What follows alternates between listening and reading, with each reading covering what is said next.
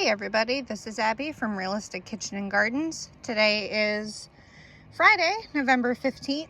We ended up waiting a day because it was pouring cats and dogs yesterday and I didn't want to slip going down a hill. So figured we can look quickly at what I did to winterize the herb garden, potted herb.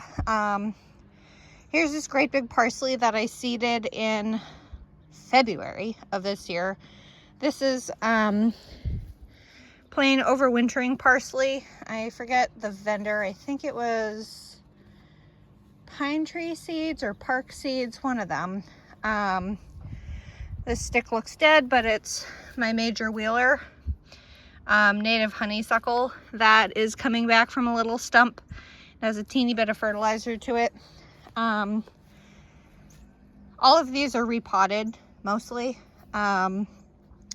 The lemon thyme I got, I thought this one was dead because there's two different plants, but this one is coming back. That's not a lemon thyme. I'm fairly certain this is some oregano that seeded itself from my mother plant, which is a Greek oregano that I've had for probably 3 or 4 years now. It's a great plant, super hardy. And then this is the only thyme that lived. If you remember, I had 3 or 4 plants in this giant pot, and in the drought this year I thought I killed all of them, but one of them lived, and it was this thyme, which is Wedgwood thyme, which is I think an English type. I'll have to get a different tag for that. And then here's ARP rosemary, looking rough. I repotted it up to a much bigger pot, and hopefully she'll be able to overwinter here. She overwintered last year in the ground with a hard plastic cloche on top. Rosemary and lavender for me are both very, very difficult plants to overwinter. They're kind of like Mediterranean herbs both, so we'll see how it goes. Otherwise, other herbs I have left that may or may not make it, we'll see. That was my orange yellow thyme that long died away. This is lemon balm with a few random volunteers in it. I think that plant is 2 years old, but I'm going to seed a new one next year. Spearmint, which came back. Chocolate mint, which came back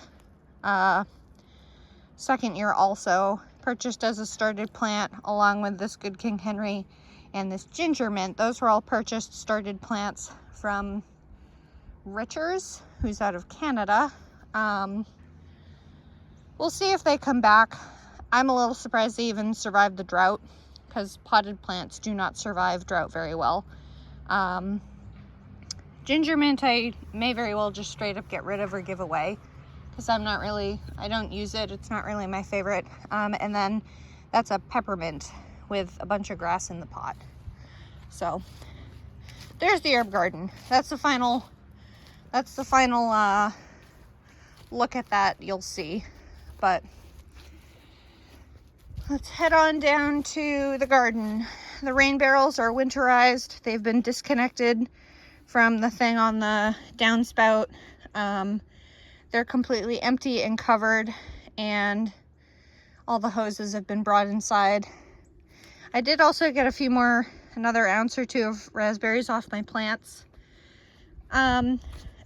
Mostly the fruit seems to be like drying out, not necessarily freezing. So, whatever works, I guess. Head on down to the garden, see how much rain we got yesterday. God, I looked at the weather app yesterday or last night after getting rain all day. It said we got 5 3/8 inches of rain. Yeah, right. The creek would be up to my doorstep by then. My husband joked someone was reading the centimeters, which might be possible. I'm not that good with centimeters. Yep, as usual, right about a little over an inch of rain. So whoever's reading the rain gauge for Zanesville needs to stop reading the centimeters and needs to read the inches. Like, actually, 5 inches of rain. Stupid.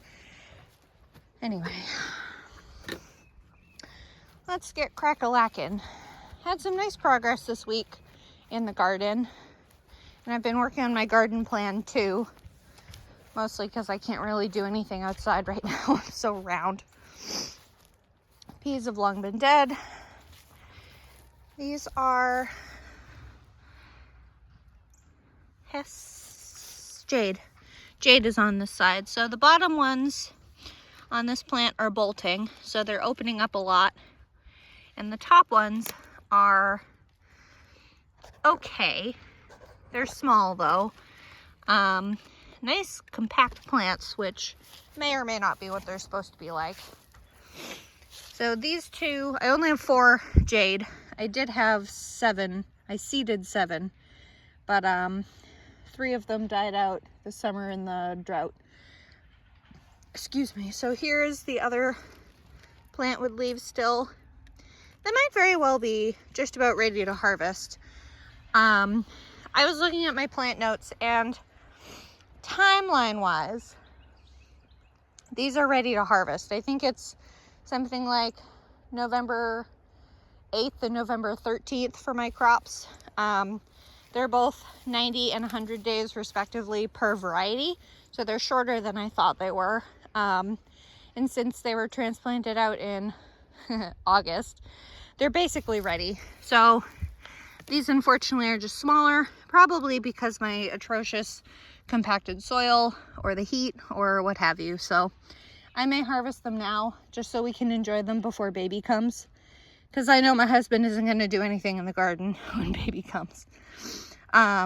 These 2 plants, I pulled off the leaves to see, most of the leaves except these top ones, to see if it would change the I guess impact of them. I did this last year with all of my plants, so I didn't know if there was a change or not. This is one of those 3 that decided to just come back from the stump. And then 3 Varroa cabbages. I really need to harvest my cabbage. Now that's a soft one. And a nice big one. Nice and firm. That's a nice one. And here's the last Varroa. Nice and firm. God, I love growing cabbage. And then there's 6 Tiara, which all look very nice and probably ready to harvest. This one's a little small, but rock solid. I think growing cabbages sounds a little softer, but nice and big. That one's rock solid. I think growing cabbages is one of the easiest and most rewarding of the brassicas.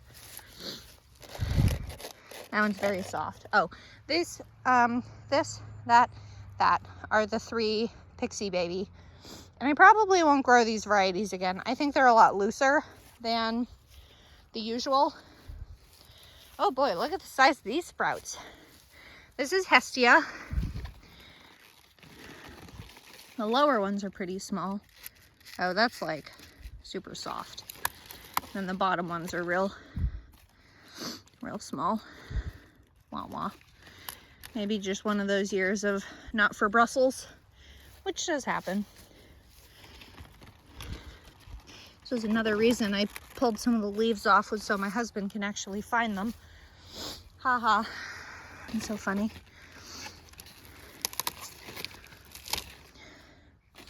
I may harvest these and we can just eat whatever's here. These are pretty soft. Disappointing. But I also didn't get these out on time. They were supposed to go out back in like July. Even though they probably would have bolted because it was still in the 90s in July.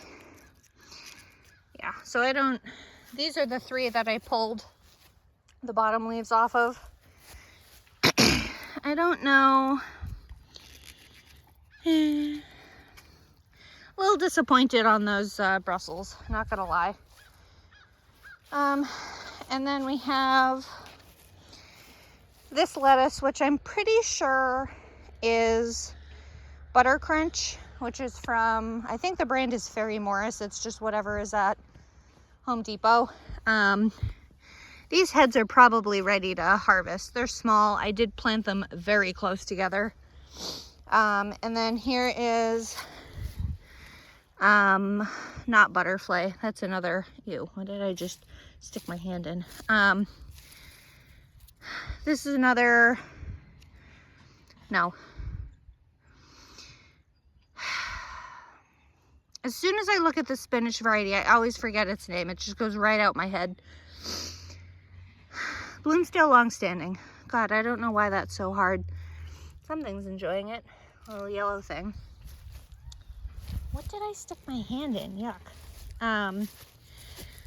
Meanwhile, broccoli's looking good. Look at that. Excuse my yucky hand. This is blue ribbon broccoli.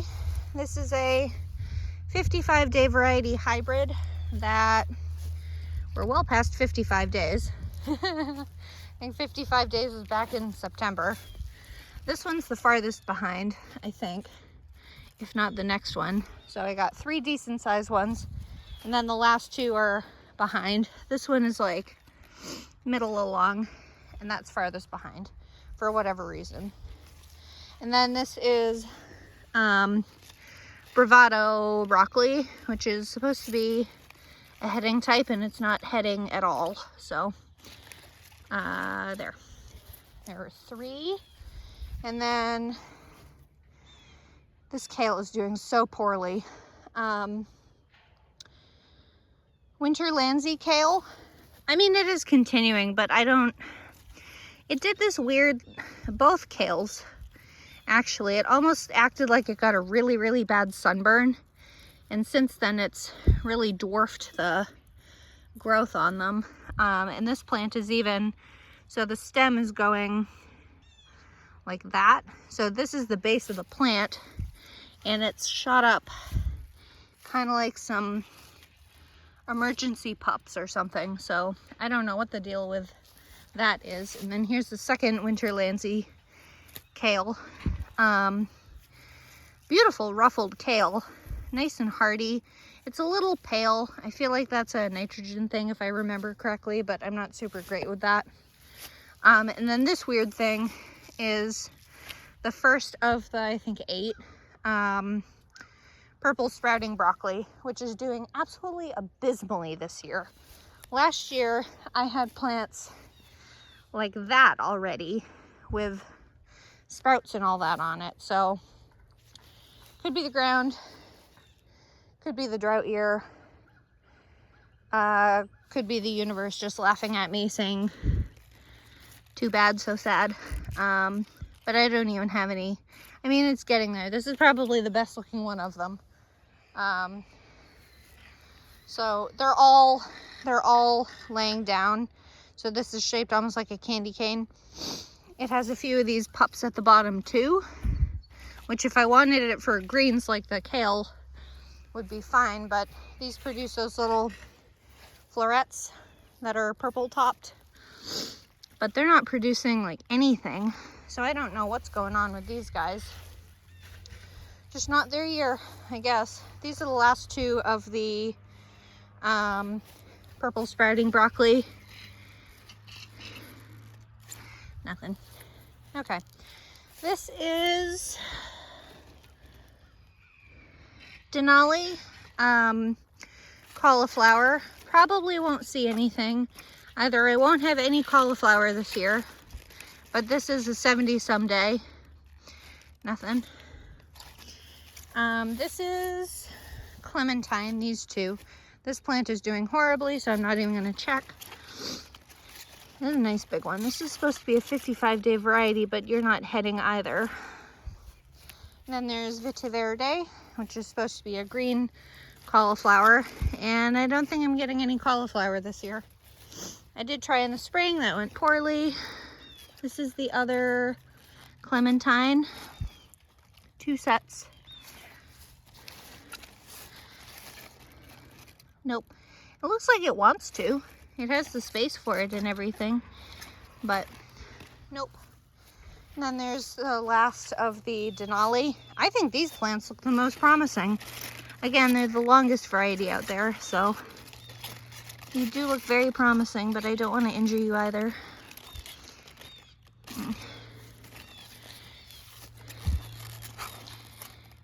I don't know. Bah humbug. if you've grown cauliflower successfully, let me know what you got. If you see anything I'm doing blatantly wrong, or if you have any tips. You can grow cabbage, no problem. Have grown Brussels, okay. But cauliflower is just a nope. And broccoli is just finding the variety that's hardy enough for me to not care about. Anyway. Boarded up. This was beans. Boarded up. This was spring brassicas. And I finally pulled out that purple moon kale. Boarded up. This was tomatoes and peppers. Currently mulched, but I'll be moving this mulch to the onions one day, or my husband will be. This was spring potatoes that failed back in June or July because of the drought heat. And then half boarded up were the tomatillos and celery were, sorry, and there's a calendula coming through. And then the second half,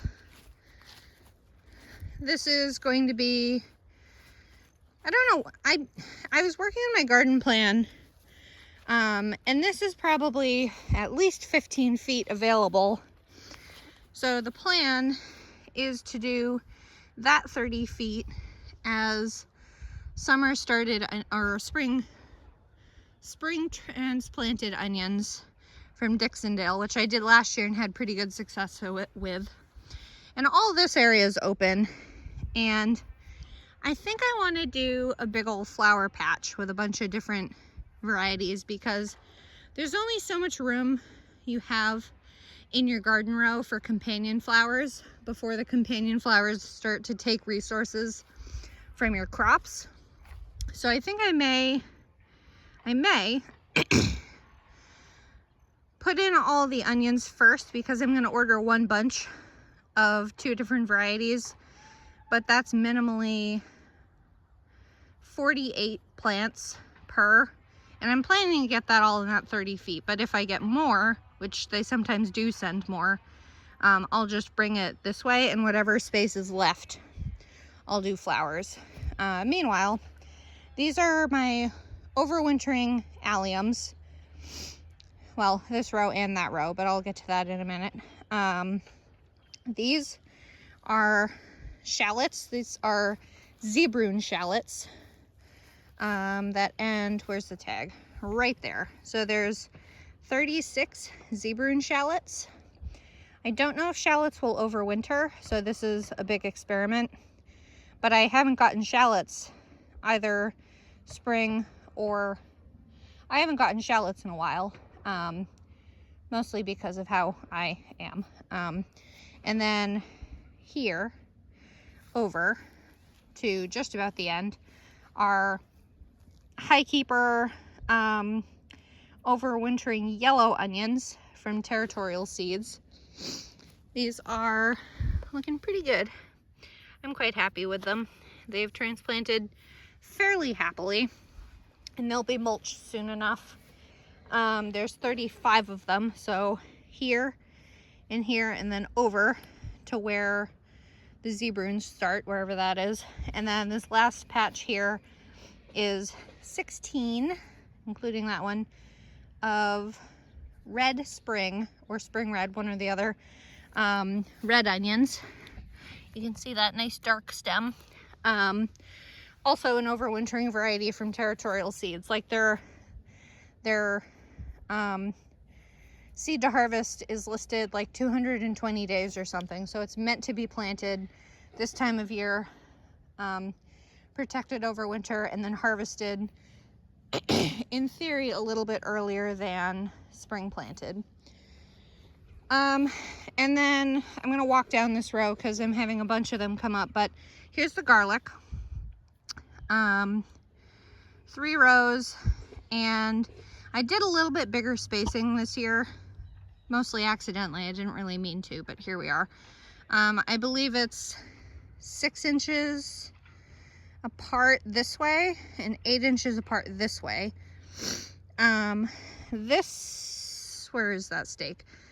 From this stake here is a soft neck variety which I have not grown before, so this is a new one to me. But this one's already coming up, which is fine. The greens will just die back in the cold, and the clove will be fine, and they'll come back. This is a either grass or green onion. That's not a garlic. Get out of here. That's a garlic. Garlic greens are much, so if you look at this, which is one of those invasive oniony things, it's round, it's hollow, and that is one of those invasive oniony garlicky things. This is a garlic. It does look like grass, but it's triangular shaped, basically.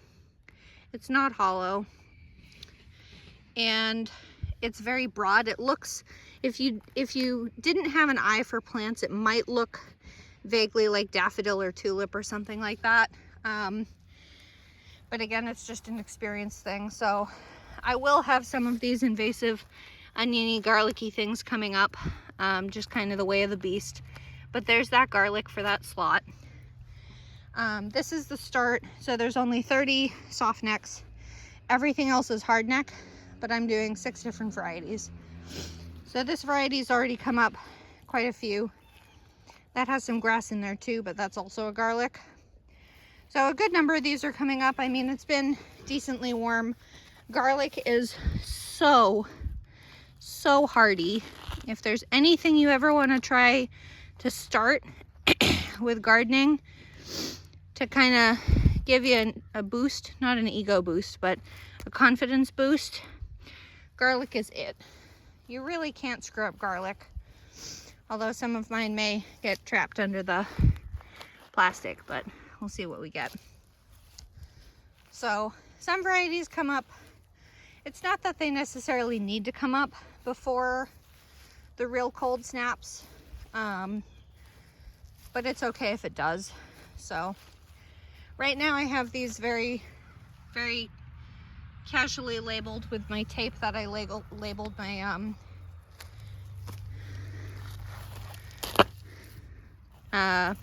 like tubs with when I move these out here, but I have them labeled properly in my gardening app. Like none of these, this is the second, I think this is Metici.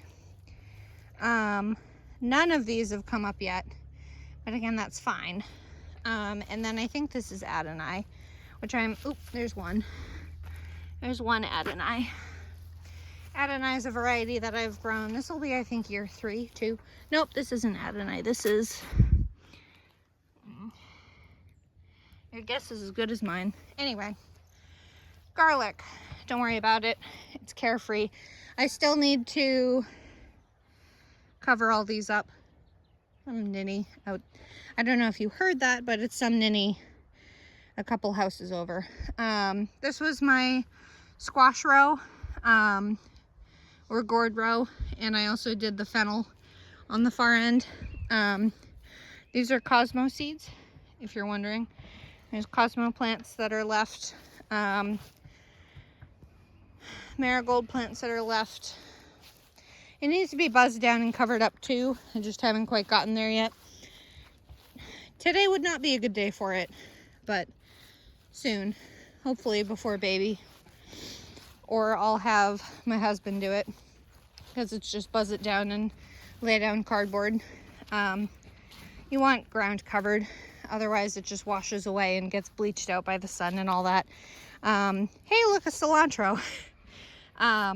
This was the patch that had the fennel in the fall, and in the spring I did some lettuce and some cilantro, and the cilantro decided that the weather's perfect and it's coming up, darn it, and I'm okay with that. So now I don't have to plant any.